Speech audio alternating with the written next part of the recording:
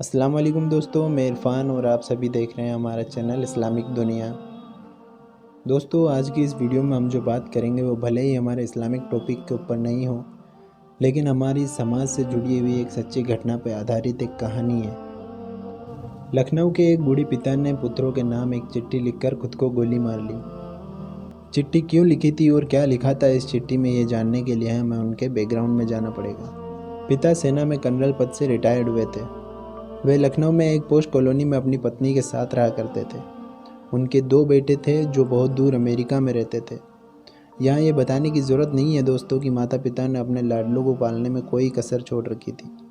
बच्चे सफलता की सीढ़ियाँ चढ़ते गए, पढ़ लिख कर इतने योग्य हो गए कि दुनिया की सबसे नामी गिरामी कंपनी में उनको नौकरी मिल गई। संयोग से दोनों भाई एक ही देश में थे, लेकिन अलग अलग अपने परिवारों के साथ रहते थे। एक दिन अचानक पिता ने अपने बेटों को खबर दी कि तुम्हारी माँ अब इस दुनिया में नहीं रही। पिता अपनी पत्नी की लाश के साथ दोनों बेटों के आने का इंतज़ार कर रहे थे। एक दिन बाद जब छोटा बेटा आया, जिसका घर का नाम चिंटू था, पिता ने पूछा, चिंटू, मुन्ना क्यों नहीं आया? मुन्ना यानी उनके बड़े बेटे का नाम था। छोटे बेटे के मुंह से अचानक सच निकल पड़ा।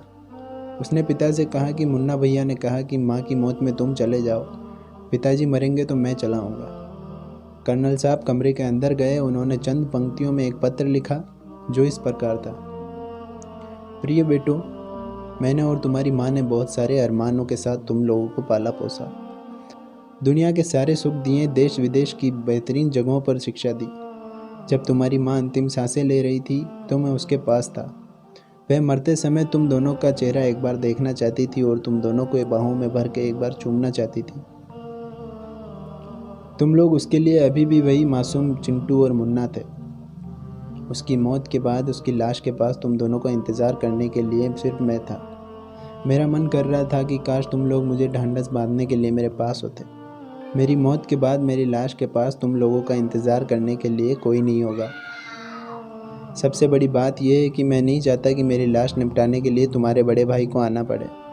इसलिए सबसे अच्छा यही है कि माँ के साथ मेरी लाश को निपटा कर ही जाओ। तुम्हारा पिता।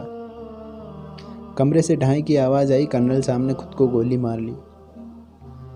ये क्यों हुआ, किस कारण हुआ, कोई दोषी है या नहीं, मैं इसके बारे में कुछ नहीं कहना चाहूँगा। हाँ, ये काल्पनिक कहानी नहीं है, पूरी तरह सच घटना पर आधारित है। व्यक्ति विशेष के नाम को मैंने हटा दिया है। दोस्तों, आजकल की पीढ़ी में हम इन सब बातों को आसानी से देख सकते हैं। अपने माता पिता के साथ रहिए, उनका सहयोग कीजिए। किसी ने क्या खूब कहा है, मंदिर बनाओ, मस्जिद बनाओ, लेकिन वृद्ध आश्रम कभी मत बनाना। दोस्तों, अगर आपको वीडियो अच्छी लगी हो तो कमेंट में ज़रूर बताइएगा कि आपको ये कहानी सुन के कैसा लगा। और ऐसी ही बहुत सारी कहानियाँ सुनने के लिए हमारे चैनल इस्लामिक दुनिया को ज़रूर सब्सक्राइब करें। फिर मिलेंगे अगली वीडियो के साथ, तब तक के लिए अस्सलाम वालेकुम।